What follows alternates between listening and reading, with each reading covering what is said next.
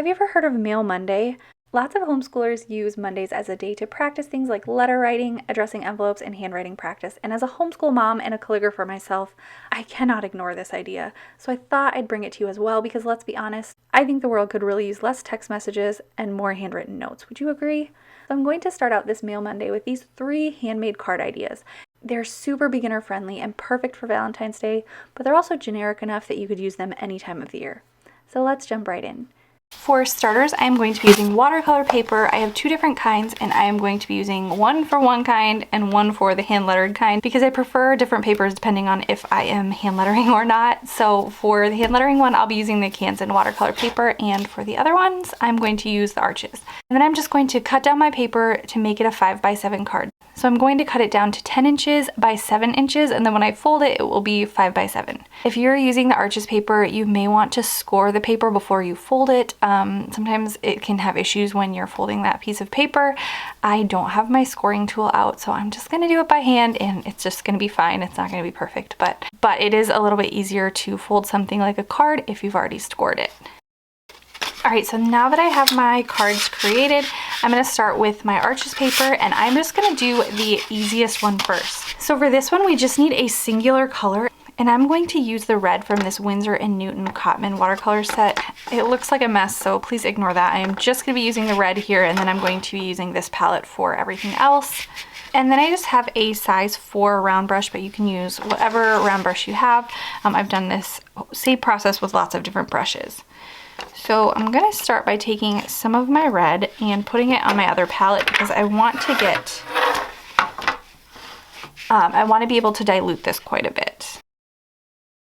All right, so I'm starting with some pretty watery paint here, and I'm just going to start in the middle and create a heart. So I want to have enough liquid on my paper so that when I attach these hearts together, they kind of bleed into one another.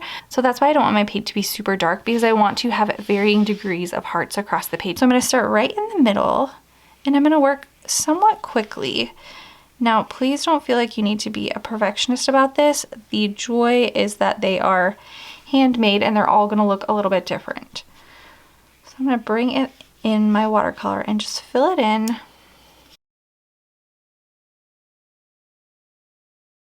then I'm going to go ahead and just get a little bit of that, so my next one is going to be a little bit more, a little bit lighter.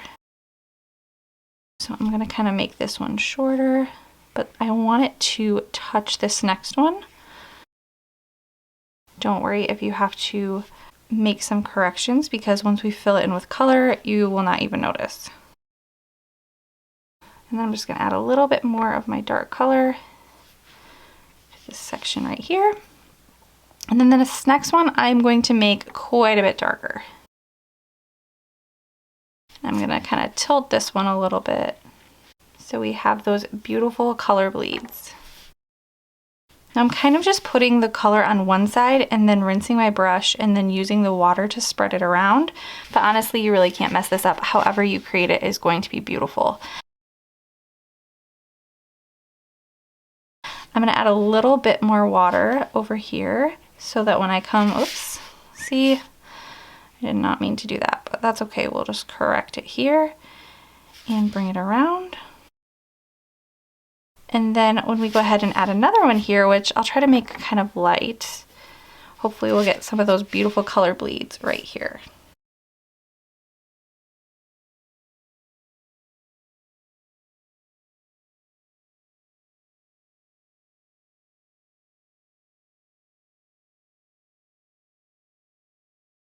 Now with my last one, this is probably the trickiest part of the whole thing. I'm gonna try to leave about the same amount of space on each side so that my hearts are centered.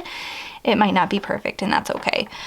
Since this one's kind of in the middle, I'm going to make the other outside one a little bit darker. And then just for balance, I'm gonna go up a little higher with this one.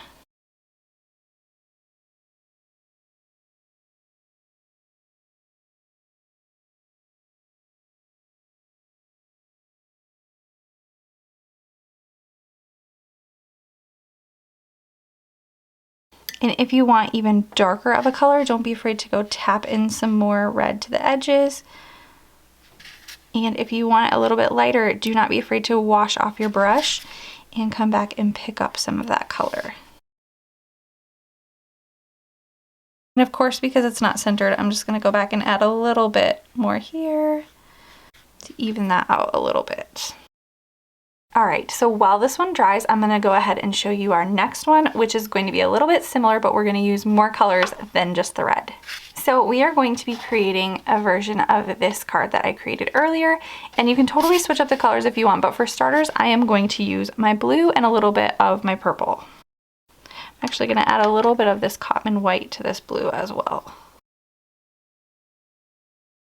All right, so we are just going to do 3 rows across the top and then 3 rows down. And again, I'll be doing my best to center these, but it might not be perfect, and that's okay. I'm going to use the same technique of kind of drawing the heart and then filling in one side with color and then kind of rinsing my brush and then just spreading that color around because I just don't want these to get too dark. I'm gonna tap in a little bit more of my blue around the edges. And then I'm going to come over to my purple and just add a little bit of very diluted purple. Just a couple drops here. And then I'm going to take that same purple and I'm going to add some of my pink to it. This is going to be for the second color. And I want this nice and watery so it's not too dark.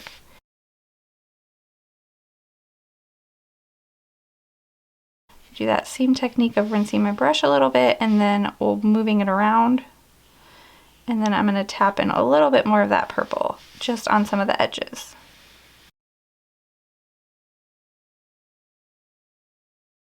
And then I'm going to go back to my pink, which is right here.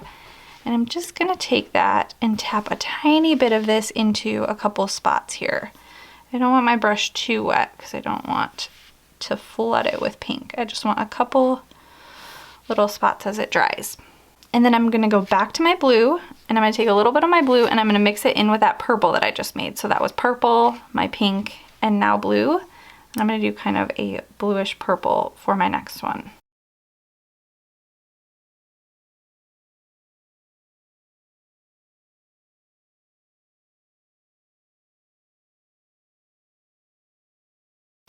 And I'm gonna go back to my purple and add a little bit more of that in here. And then I think I'm about done with blues and purples. So I'm gonna go back to my pink and start my next row, which is going to be a very light pink. I've got my pink up here and I'm just gonna add a lot of water so that this first pink is pretty light.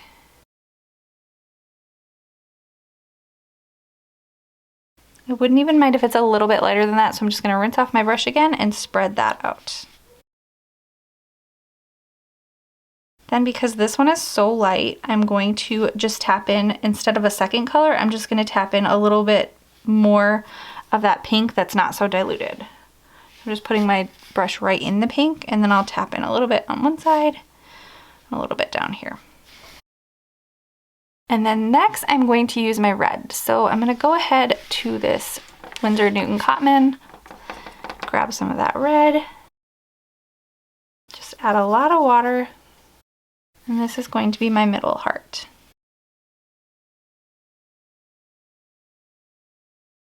Rinse off my brush again so that it's not too dark.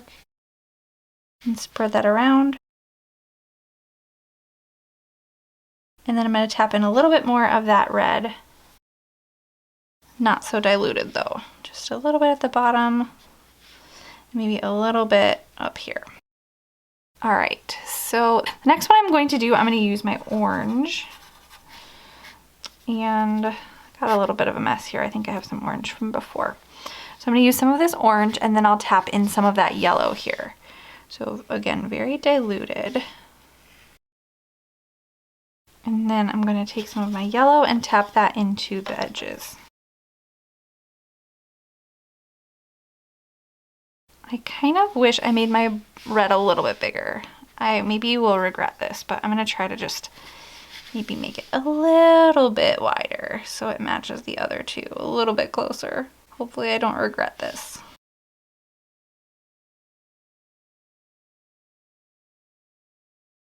All right, I think I like that. Just gonna add a little bit more on the edges here.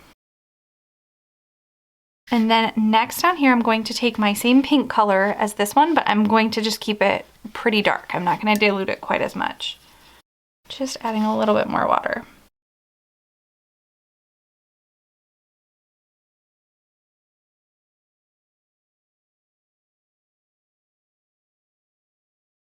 And then for a little variation here, I'm going to add some of this red. I'm not really going to dilute it much more than it already is.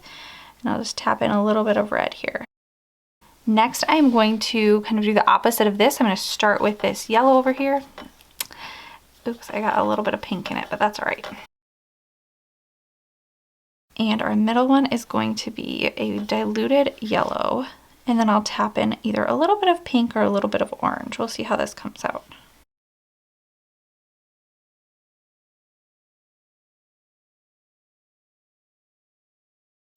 And then I'm going to grab some of my orange and add that around the edges a little bit. Maybe a little too much. I'm going to add a little water here. And then my last one, I'm going to take just a little bit of that red and mix it with a little bit of my pink here. And maybe I will even add a little purple. Just going to kind of combine a few of the colors that we already have going for this last heart.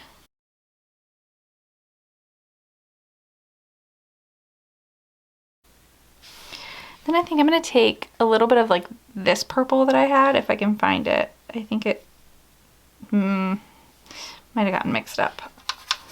I'm going to take a little bit of that blue and purple, to kind of mix it all together. And then I'm going to tap this in a little bit here. All right, so I'm done for now. This is gonna look a bit different when it dries because all these colors dry a little bit differently. But I am going to show you the next one, which is the one that I'm going to be using the Canson XL paper for. So I like them both, but for this one, I'm just gonna use the Canson XL. I'm also going to jump down to a little bit smaller of a paintbrush. I'm actually gonna use this one right here, this size 2 round brush. This is from the Christy Rice set. I'm not sure which one. But I will link everything I'm using in the description box below. Let's go ahead and grab my paper. All right, so just to help me write things a little bit more evenly and try to stay centered on the page, I am going to use this to write, or to draw a line, if I can find a pencil. And I've kind of marked which one I want to use here. And then I'm going to sketch out my lettering. I don't typically do that, but just for the sake of keeping things even and centered across the page, I am going to give myself a little bit of help. And then I'm going to honestly erase most of this so that I can barely see it, because I don't actually want my my sketching to show through. And I'm not actually sketching for the sake of like tracing my hand lettering. It's simply so that I don't end up with like this much space over here and then accidentally end my word right here, because that sometimes happens. And so this way I don't really need to like trace the lettering. I just need to know like my U is going to be about here and my L is going to be about here.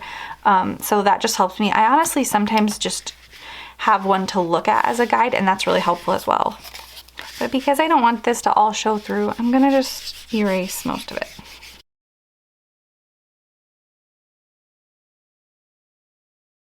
I find that a kneadable eraser works really well for this too, because you can just kind of roll it over the page. I have misplaced mine, but that is probably my favorite option here. So as you can see, I really can't see much at all, but that will be perfect for these purposes. All right, so I'm gonna go ahead and use my pink color. I think I do have a little bit of that red mixed in here as well, but it should be mostly pink. And I like to hand letter with pretty watery watercolor. Uh-oh, there's a fuzz in my brush. Now, one of the things that I love about watercolor lettering is that it is so forgiving. It might not seem like it. I feel like it looks like an advanced technique, but in my opinion, I really don't think it is. It is very forgiving. You can go back and fix mistakes in ways that you cannot with a brush pen, and I just love it for that reason. If you want to learn more about watercolor hand lettering, I do actually have a watercolor hand lettering course. It's called Discover the Wonder of Watercolor Lettering, and I will link that in the description box below if you want to learn more about how to hand letter using watercolors.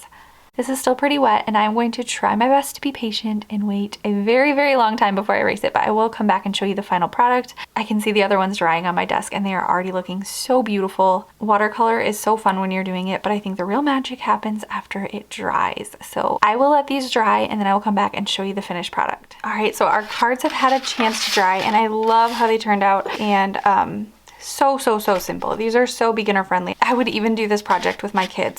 I hope you enjoyed this video. Make sure to subscribe for more Mail Monday videos and let me know in the comments below what types of handmade cards you would like to see next.